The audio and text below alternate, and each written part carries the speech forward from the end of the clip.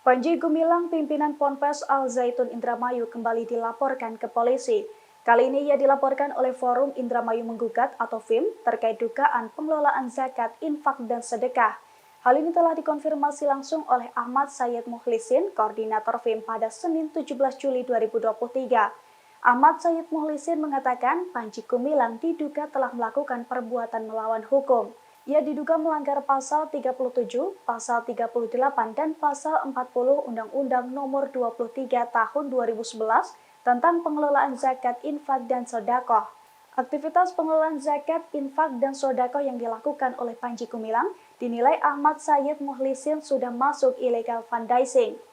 Terlebih peruntukan zakat, infak, dan sedekah itu diduga digunakan untuk kepentingan pribadi. Mengingat pengelolaan zakat, infak, dan sedekah sudah diatur kewenangannya dalam undang-undang. Ia pun menduga pengambilan zakat, infak, dan sedekah itu tak hanya dilakukan di Indramayu, melainkan di sejumlah daerah di Indonesia.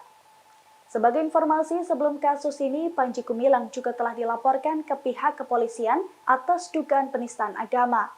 Ia bahkan telah menjalani pemeriksaan selama 11 jam terkait kasus tersebut.